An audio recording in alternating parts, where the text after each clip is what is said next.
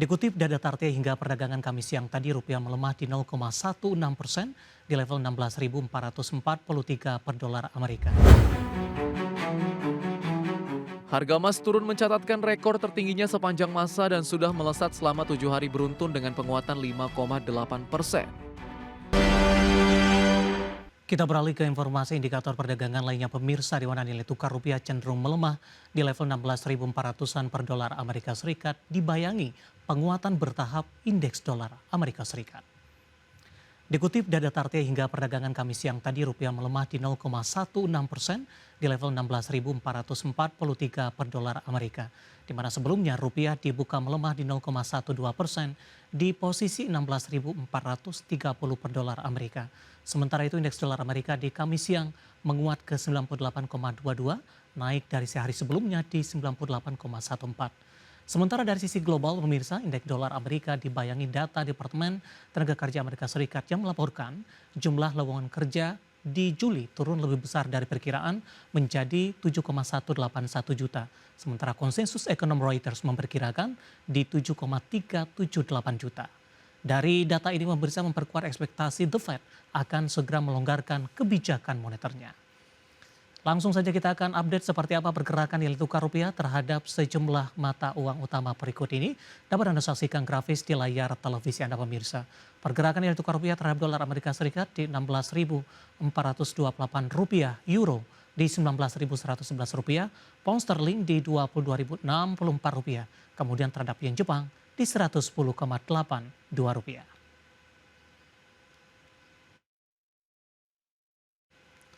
Kita beralih ke informasi komoditas pemirsa, di mana harga emas masih melaju dengan mencatatkan level penutupan dan intraday tertinggi di sepanjang masa. Harga batubara belum mampu naik signifikan dibayangi potensi pelemahan permintaan, sementara harga minyak turun seiring rencana anggota OPEC Plus untuk menaikkan produksi mulai di Oktober mendatang. Harga emas turun mencatatkan rekor tertingginya sepanjang masa dan sudah melesat selama 7 hari beruntun dengan penguatan 5,8%. Rally harga emas didorong sentimen data ketenagakerjaan Amerika Serikat yang melemah dan memperkuat ekspektasi penurunan suku bunga The Fed di September.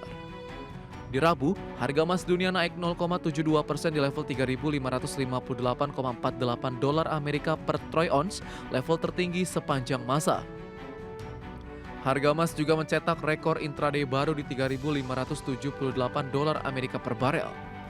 Di Kamis pagi, harga emas masih menguat 0,002% di 3.558,59 dolar Amerika per troy ounce. Harga batubara menguat tipis dan belum mampu naik signifikan karena adanya potensi pelemahan permintaan sementara pasokan masih tinggi. Harga batubara thermal global mencapai level terendah 4 tahun akibat surplus pasokan terutama dari China. Merujuk definitif, harga batubara di perdagangan Rabu waktu setempat ditutup di posisi 109,85 dolar Amerika per ton atau menguat 0,14%. Penguatan ini menjadi kabar baik setelah harga batubara melemah 1% di perdagangan hari sebelumnya. Harga minyak mentah dunia merosot di Kamis pagi waktu Asia usai Organisasi Negara-Negara Pengekspor Minyak dan Sekutunya atau OPEC Plus mempertimbangkan peningkatan target produksi di Oktober dalam pertemuan akhir pekan ini. Minyak mentah berjangka Brent turun 0,40% di 67,33 dolar Amerika per barel. Sementara minyak mentah WTI turun 0,44% di 63,69 dolar Amerika per barel. Di sisi lain, para pelaku pasar menunggu data pemerintah mengenai stok minyak mentah Amerika Serikat. Berbagai sumber IDX Channel.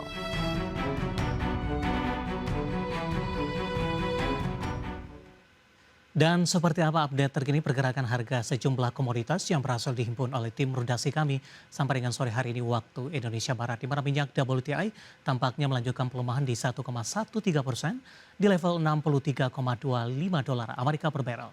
Nikel melemah di 0,83% di level 15.148 dolar Amerika per metrik ton.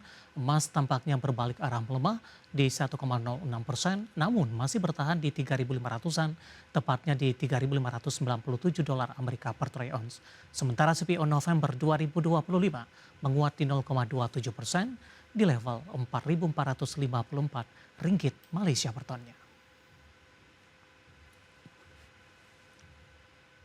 Dan selanjutnya mari kita coba simak beberapa sentimen yang berkembang di sepanjang perdagangan hari ini yang diproyeksikan akan mempengaruhi pergerakan indeks harga saham gabungan dan beberapa informasi berhasil dihimpun oleh tim redaksi kami. Dan tampaknya kali ini didominasi oleh sentimen internasional. Informasinya apa saja? Mari kita simak rangkumannya berikut ini.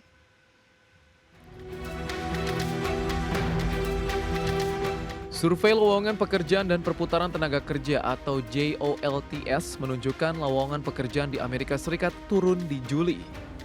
Lowongan pekerjaan di Amerika turun sebanyak 176.000 menjadi 7,18 juta di Juli 2025, level terendah sejak September 2024 dan jauh di bawah ekspektasi pasar di 7,4 juta.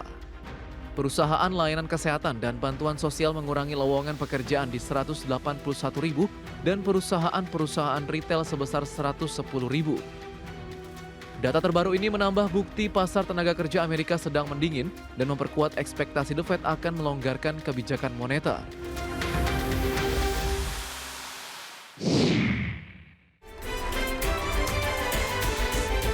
Pasar saham Amerika Serikat Wall Street mulai pulih di perdagangan Rabu meskipun ditutup bervariasi. Hal ini sejalan dengan optimisme pasar terhadap pemangkasan suku bunga The Fed usai rilis data pekerjaan oleh JOLTS. Indeks Dow Jones melemah 0,06% di level 45.270,89. Sementara S&P 500 naik 0,51% di level 6.448,28 dan Nasdaq melesat 1,02% di 21.497,73. Saham-saham Wall Street dipulih setelah saham konglomerat teknologi Alphabet menguat 9,1% berkat putusan anti monopoli yang menguntungkan.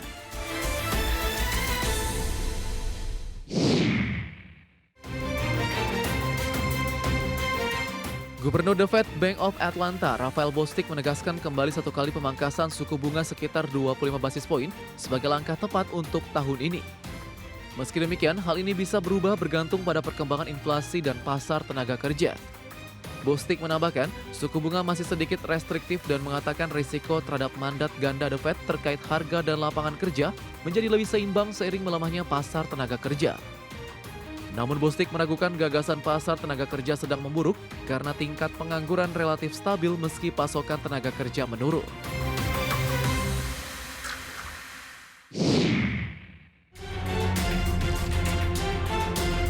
Dari dalam negeri, animo investor asing di pasar saham menunjukkan perbaikan di Agustus 2025 setelah 2 bulan sebelumnya mencatatkan net sell. Tercatat inflow di Agustus di 10,96 triliun rupiah, meskipun secara year to date tercatat net sales di 50,95 triliun rupiah.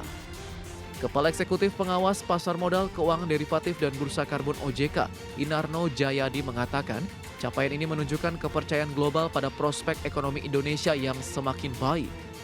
Sementara penghimpunan dana di pasar modal bertumbuh mencapai 167,92 triliun rupiah di Agustus, naik 18 triliun rupiah bulan sebelumnya. Berbagai sumber IDX Channel.